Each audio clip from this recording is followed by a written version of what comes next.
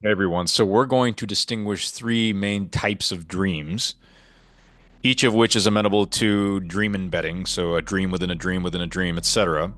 The first type is we clunkily call non-lucid dreaming, just to distinguish it from lucid dreaming. These are dreams which are reality subsimulations, which are terminal replications of our physical or terminal reality. Meaning that when you're dreaming of having ice cream with your friends and then walking to the park and then playing basketball, etc., and you're not conscious of the dream, yet the dream feels quite vivid, that is a non-lucid, non-self-aware dream. But what makes it distinct from a lucid dream is the fact that not only are you unaware that it is a dream, but it is often quite vivid and yet maintains a certain classicality, meaning you're not able to generate objects, you're not able to do things that your physical or classical body can't do while you're awake. You're largely confined to classical mechanics and and the dynamics that are associated with them. Now, this is single body instantiation, single body entangled instantiation, which means that you're experiencing one body at a time, and usually it is your human body. It need not be your human body. You can experience a clear or non-lucid dream within an animal body, but it has to be a mammalian body, which again terminally approximates your human consciousness. Lucid dreaming is, of course, a relaxation or generalization of non-lucid dreaming in the sense that you're conscious of the dream and you can therefore induce a dream within a dream, for example.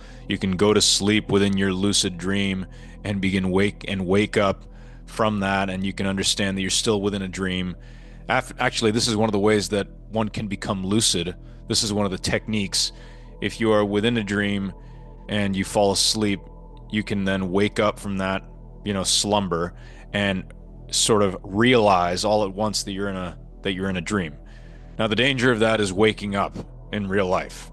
But anyway, a lucid dream is still a single body entangled instantiation. And even though that single body has more relaxed powers, meaning you can generate objects at will, of course, those objects have to be, something that you discern in your locality. You can float, levitate, etc. You can do many, many things that your physical body can't do while awake, which makes it recreational and to some extent functional insofar as you can pre-simulate scenarios as we discussed. However, you are not able to cycle between bodies in a coherent way, and which means you're not able to perceive state transitions as substitutions between bodies. You cannot inhabit a panoramic body or a plasmatic body, which can handle the consciousness of multiple bodies at once, because that overflows your human perceptual syntax. Okay, our perceptual syntax is not trained to handle multiple body consciousnesses at once. Our emotional syntax, however, can. Okay, and that's something that we're going to get into more as the series progresses. Now, what I've called shamanic dreaming or interdensity dreaming, super lucid dreaming, whatever you want to call it, is multi-body entangled instantiation, which means that you are becoming an event. You're becoming events, and that means that you are able to inhabit and absorb the information and the interactions of everybody within that event. Now, when I say everybody within that event, that doesn't mean that everybody is going to be all that intelligent or dense. They might be very fine bodies. This is one way of working yourself into a multi-body entanglement. It might be a body which is close enough in consciousness to your human body that you can cycle between those bodies in the dream once, twice, many times, and can interpret those substitutions as state transitions. Normally, I'm speaking right now and there are many, many words coming out of my mouth. I'm breathing, I'm moving, etc. I'm looking at things. These are all state transitions. Okay, but I maintain my single body entanglement or coherence, entanglement and coherence being synonymous in a quantum mechanical context and generalizations beyond. And that means that it's not very easy for me to inhabit another body at this time without losing that coherence, because I'm entrained in a terminal sense to interpret state transitions within a single body. I'm not entrained in a terminal sense unless I can work myself up into a very deep meditative trance, which we'll get into. That's how you can start bringing shamanic or super lucid dreaming into wakeful consciousness. But I can't easily do that. I can't easily interpret state transitions as substitutions between bodies, right? And so that's what makes super lucid dreaming, which is what we can provisionally call it, qualitatively distinct from non-lucid dreaming. So just to run through these distinctions once again, non-lucid, or perhaps what we might call clear dreaming, is qualitatively distinct from lucid dreaming in the sense that you're not aware that you're dreaming. You can still experience a dream within a dream, but the information between dreams is almost completely lost and muddled when we wake up. A lucid dream is obviously one in which we're self-aware that we're dreaming, and therefore a dream within a dream can actually be interpreted and information can be extracted from that dream. Lucid dreams can have symbolic and specific valences, and the information associated with the valence would be something that we can apply to waking life. And as we just mentioned, super lucid or interdensity dreaming is when we're cycling between bodies and interpreting the substitutions between bodies as state transitions. So you are not a localistic body evolving in linear time. You are you are events, you are an event, okay, which is difficult to understand at first glance, but just bear with me here. Imagine that you are an event, and the state transition is from event to event, not from state to state, which means that the only way to interpret those transitions is by understanding yourself as being in multiple states simultaneously, which we can do while awake in our terminal consciousness, but only if we interpret all of those states as being part of our single body. Now, the state of my spleen right now, the state of my stomach, etc. There are scales and states associated with each of those scales, and conceptually we understand that there is an unmanageably complicated composite state that is associated with my single body. And the coherence across all scales, quantum mechanical, chemical, biological, and psychological coherence, is defined on one body. When we are dreaming in a super lucid state, or an interdensity state, I haven't decided which of those terms I prefer, we are experiencing the consciousness of an entire event, which means that the states can be composite or elementary, but the transitions and connections between those states are conscious. Now, again, this can perceptually overflow our consciousness, especially upon waking, because we're trying to linearize the dream, we're trying to localize the dream, we're trying to visualize the dream, right? And applying other sensory modalities to the dream. This is denaturing the nature of emotional non-terminal consciousness. Our emotional syntax can handle the valences of having multiple bodies equal, where a state is a body, by the way. In waking consciousness and lucid dreaming, a state is usually not thought to be its own body, even though it is. Every physical state has to be a body. Now, in our super lucid consciousness, we can understand that states are bodies, right?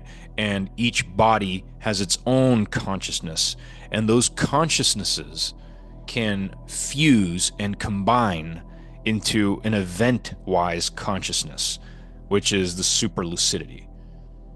Now, again, this is only understandable emotionally for humans at this time.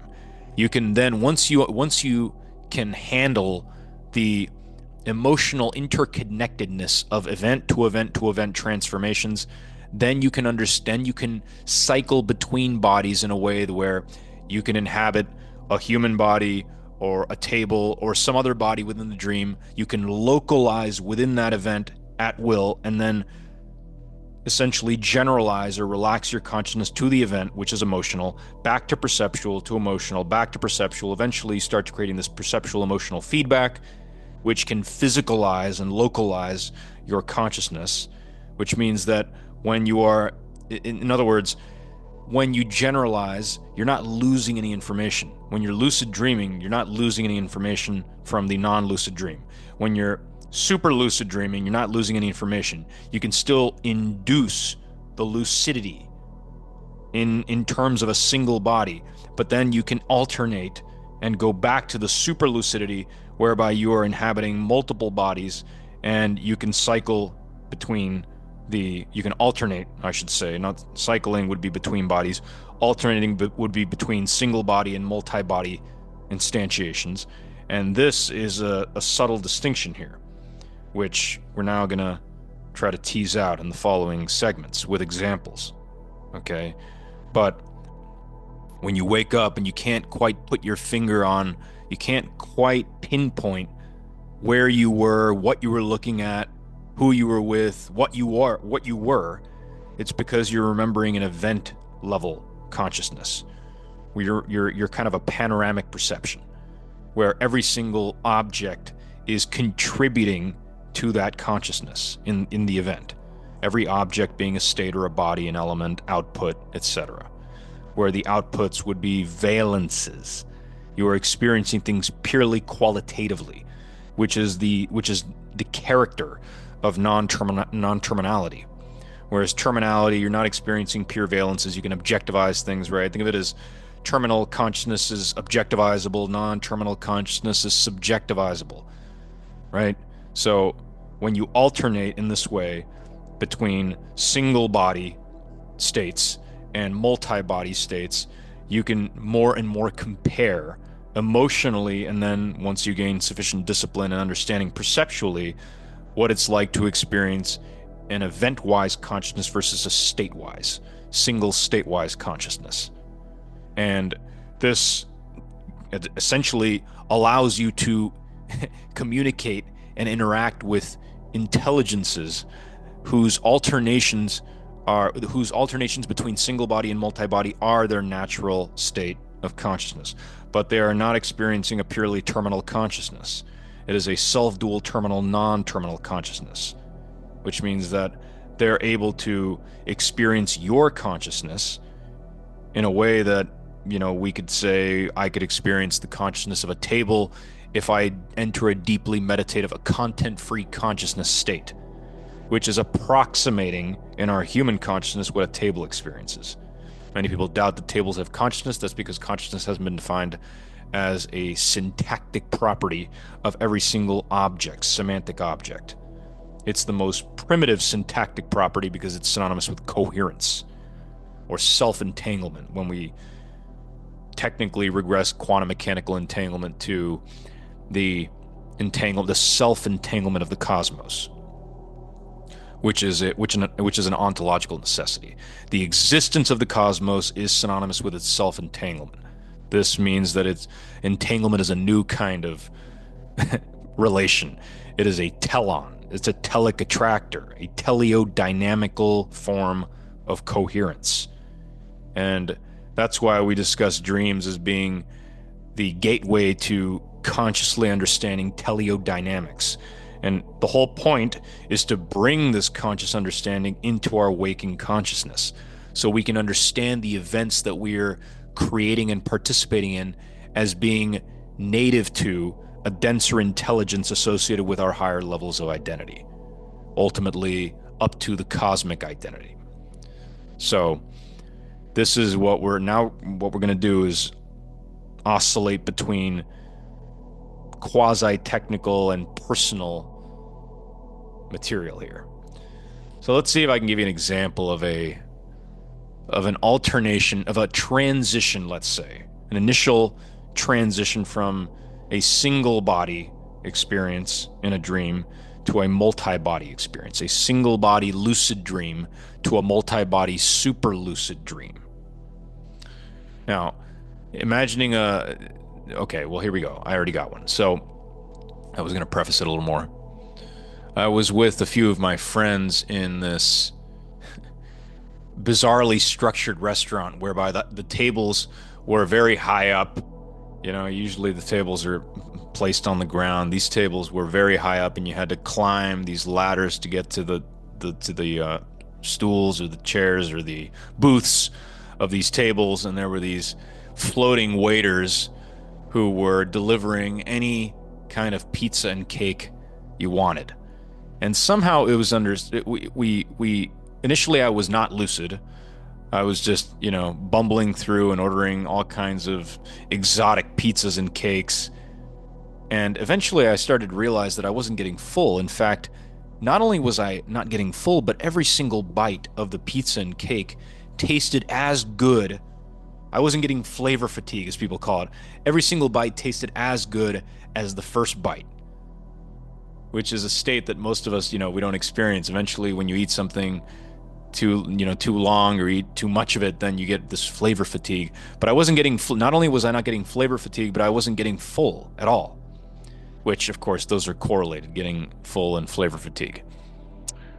That's when I went lucid. I asked myself, I told my friends, like, wait, how have I just eaten 4 full pizzas and, 3 full-size cakes, these exotic pizzas and cakes with, the pizzas were deep dish and they had all kinds of vegetables on jalapenos and all these things. And the cakes they're almost like gingerbread cake. There was a gingerbread cake with candy. It's almost like we converted a gingerbread house into a cake with all this sour candy on it. And it tasted so delicious, which of course sounds kind of disgusting to right now, but in the dream it was so delicious. And I asked my friend, I was like, hey, how did we just eat so much cake and I'm still not even full, and the flavors are so amazing? And I look down at myself and I don't see anything. I don't see a body, and I'm like, whoa, what's going on? I'm in a dream. And then my friends, like, they don't seem to really register that I'm in a dream. So I somehow realize that they are copies of my consciousness. Now, when I say copies, I don't mean literal copies. They're syntactic copies. A syntactic copy need not share semantic consciousness. So they're syntactic copies in the sense that they're duplicates of one event. The event is experiencing all of our consciousnesses at once. And so what I started to think to myself was, well, maybe I can fuse with their consciousness and we can start to experience all of our experiences at once. And this is where natural language runs into severe barriers, because natural language we're not really equipped with multi-body language. But what I can say is that the first step was feeling all of our emotions at once. Second step was progressing from verbal telepathy to general telepathy, whereby all of our experiences, we stopped speaking, we were just all eating, feasting. And all of our experiences, the noises, the sounds that we were making, the flavors we were tasting, the sights we were seeing, the waiters were bustling around, we weren't the only people in the restaurant, etc. All that started to merge into these emotional and perceptual valences that I started to experience at once. It got extremely intense. In fact, it got so intense that there was this euphoria where I couldn't stop cackling, and I was cackling with the food, and I'm like, oh, I'm going to choke. But then I realized I wasn't actually passing the food through an alimentary canal. And eventually my consciousness started to go from profuse with information to diffuse. And it started to spread and layer itself over the entire restaurant, and all of the little bodies in the restaurant, the tables and the pizzas and the cakes and the people and the waiters, etc., the customers. And the restaurant itself started to resonate with me. And I started to feel what it was, the calmness and the serenity of the restaurant amid the chaos.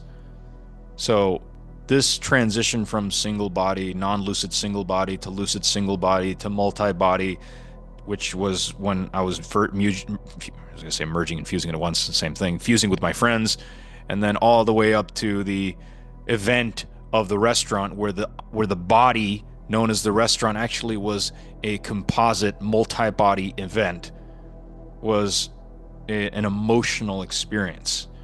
The perceptions started to get very I couldn't really perceive things in a clean three-dimensional way anymore. The event started to become dynamic dimensional, meaning I was not experiencing a clean-cut three-dimensional, three orthogonal axes of space anymore. I was experiencing emotional and perceptual connections that are, we can say, dynamic dimensional, but dynamic dimensionality doesn't imply that I was going from one to two to three to four dimensions. It was rather that dimensions became densities. And if you've watched this channel, you know that mechanical dimensions and metaphysical densities are qualitatively distinct. Densities are the experiential processes associated with different evolutionary cycles. And the experiential processes of the cake and the pizza, the restaurant, the people, etc., all began to interrelate in ways that, again, run against our natural language expressions. But this gives us a tinge, and I'm excited to share more stories because this is just an introductory one. All right, so thank you for listening, everyone, and have a beautiful day.